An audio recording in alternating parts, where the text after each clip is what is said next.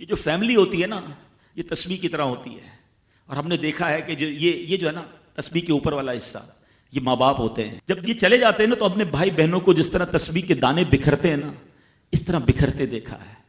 جب تک ماں باپ ہیں پہلے تو ان کی برکتیں لینا، اور جب یہ چلے جائیں نا تو یہ دانے بکھرنے مت دینا، جوڑ کے رکھنا اپنی فیملی کو. یہ فیملی یہی تو پیار ہے زندگی میں. تھوڑے سے پیسوں کے لیے بھائی بہن لڑتے ہیں، جائیداد کے لیے بھائی بہن لڑتے ہیں، تھوڑے کاروبار کے لیے لڑتے ہیں. ارے قربان کر دو، کوئی بات نہیں، بھائی کو تھوڑا زیادہ چلا جائے، بہن کے میری بہن کے گھر میں ہی جا رہا ہے نا، یہ تیرا ہے، یہ میرا ہے، نہ کیا کرے.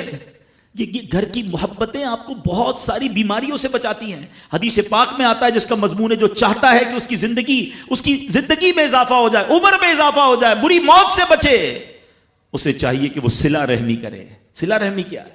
اپنے رشتہ داروں کے ساتھ اچھا سلوک. اور رشتہ داروں میں the closest family member جو ہے وہ بھائی بہن ہیں، وہ ماں باپ ہیں، بیوی بچے ہیں. ارے ان کو چھوڑ کر دنیا سے محبتیں جتا رہے ہو؟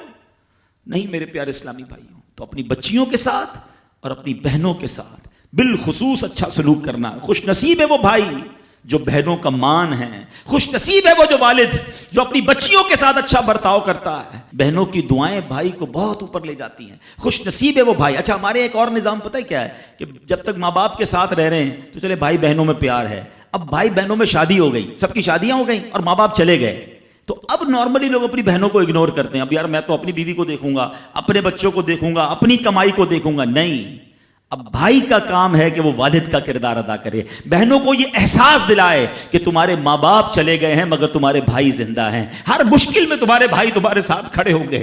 کبھی بہنوں کو یہ ریئلائز مت کرانا کہ وہ اکیلی کہیں کسی پرابلم میں ہو تو وہ اکیلے میں سوچے کہ میرے ماں ہوتی تو میں ماں سے بات کر لیتی، باپ ہوتا تو میں باپ سے کہہ دیتی، بھائی کو کیا کہوں وہ تو سنتا ہی نہیں ہے. ہیں ایسے بھائی آج بھی کہ بہنیں انہیں اپنا دکھ بھی شیئر نہیں کرتی ہیں، بلکہ بھائیوں کو پڑی ہی نہیں ہے بہن کدھر گئی. یہ مت کرنا. اگر تم اپنے ماں باپ کی روح خوش کرنا چاہتے ہو نا تو بھائی بہن جڑ کے رہو، بھائی بہنوں میں پیار رکھو. یہ پیسہ سب کچھ نہیں ہے. ارے جو کچھ میرے پاس ہے اگر میرا بھائی بہنوں پہ خرچ ہو جائے تو اس سے اچھی کیا چیز ہے. یہ یاد رکھے جو سوشل میڈیا پہ ہزاروں فرینڈ بنائے بیٹھے نا کہ میرے 5000 فرینڈ تو میرے 10,000 فرینڈ، کسی دن بستر پر پڑو گے نا اسپتال میں تو اس بستر کے کنارے تمہیں تمہارے بھائی بہن ہی نظر آئیں گے. وہ سوشل میڈیا والا تمہارا جو سارے دن چیٹنگ جس کے ساتھ واٹس ایپ پہ لگے ہوئے ہو نا گروپ میں، کوئی نظر نہیں آئے گا. جب تمہارے گھر میں کوئی بچے کا پرابلم ہوگا، آدھی رات کو اگر تمہارے گھر کوئی آ کے تمہیں دلاسا دے گا تو تمہارے بھائی بہن ہوں گے. بہنوں کو حقیر نہ سمجھنا، یہ ان لوگوں کے لیے بھی درس ہے. اسلام جب نہیں آیا تھا نا تو بہنوں کے حقوق نہیں تھے، ان کو کوئی ورثے میں حق نہیں دیتا تھا، بہنوں کی شادیاں نہیں کرواتے تھے. مگر آج بھی کچھ قبائل سنا ہے ایسے ہیں، آج بھی بدبخت کچھ لوگ ایسے ہیں جو بہنوں کے حق دبا لیتے ہیں. ارے بہنیں تو غم گسار ہوتی ہیں، بہنیں تو بھائیوں کا مان ہوتی ہیں. ارے بہنیں ہوتی ہیں تو گھر میں رونق ہوتی ہے. ارے بہنوں کو عزت دیا کرو، بہنوں کو پیار دیا کرو. اللہ کے حبیب فرماتے ہیں ایسا بھی ہوا کہ کچھ لوگوں کی ماں باپ جلدی چلے گئے، اب بھائی پر بہنوں کا بوجھ ہے. ایک صحابی کے بارے میں آتا ہے ان کی 6 یا 7 بہنیں تھیں اور سبحان اللہ وہ اپنی بہنوں کو انہوں نے پالا، اپنی بہنوں کو باپ بن کر پالا. ان کے بالوں میں کنگھی بھی کرتے تھے. اور جب بہنوں کی شادیاں ہو گئیں، بہنیں بڑی ہو گئیں، اپنی شادی تاخیر سے کی اور شادی بھی کسی بیوہ سے کی.